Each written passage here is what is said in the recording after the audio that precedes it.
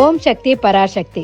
நாம 51 சக்தி பீடத்துல இப்போ விமலா தேவி, அதாவது பூரி ஜெகநாதர் கோவிலுக்கு உள்ளேயே இருக்கிற விமலா தேவியை தாங்க பார்த்துட்டு இருக்கோம்.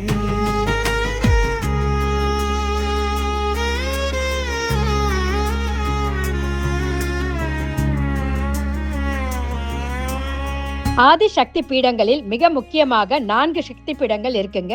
அதுல இந்த விமலா தேவி சக்தி பீடம் முதன்மையானதாகவும் முக்கியமானதாகவும் வணங்கப்படுது.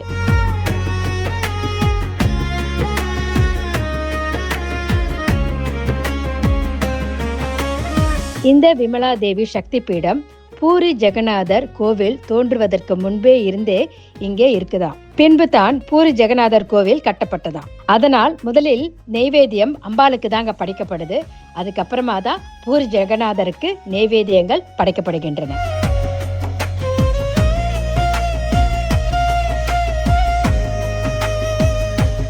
எல்லா சக்தி பீடங்களிலும் சிவபெருமான் பைரவராக அம்பாளை காத்து வருகிறார். ஆனால் பூரியில் உள்ள இந்த விமலா தேவிக்கு ஜெகநாதரே பைரவராக இருந்து காத்து வருகிறார்.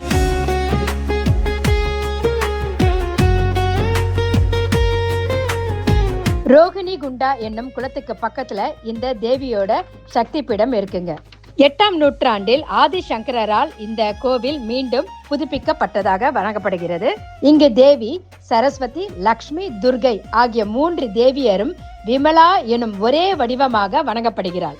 1623 1647 வரை ஆண்ட நரசிம்ம தேவா என்னும் அரசர் தேவிக்கு பிரசாதமாக மாமிசத்தையும் மீனையும் படைத்ததாக இங்குள்ள கல்வெட்டுக்கள் குறிப்பிடுகின்றன.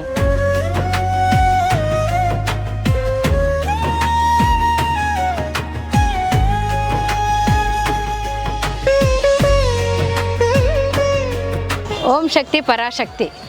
நாம் 51 சக்தி பீடங்களில் கிட்டத்தட்ட ஒரு 35 சக்தி பீடத்தை நம்ம பார்த்துட்டோம். இப்போது பூரி ஜெகநாத் கோவில் உள்ளே இருக்கிற விமலா தேவி சக்தி பீடத்தை பார்த்துக்கிட்டு இருக்கோம். அதாவது உள்ளே வந்து கேமரா அலௌடு இல்லைங்க, அதனால் நான் இங்கேருந்தே சொல்லிடுறேன். அம்பாலோட பாதம் விழுந்த இடம்தான் இந்த சக்தி பீடம். அதாவது கல்கட்டாவில் இருக்க காளி பார்த்திங்கன்னா அங்கே இருக்க அம்பாள் வந்து சுண்டு விரல் விழுந்ததாக வணங்கப்படுகிறது. இங்கே அந்த சுண்டு விரல் விழுந்த பாதம் வந்து விழுந்ததாக நம்பப்படுகிறது. உள்ள தேவியர் பேர் வந்து ரேவத்தின்னு சொல்லியும் அம்பாலை இங்கே வணங்குறாங்க.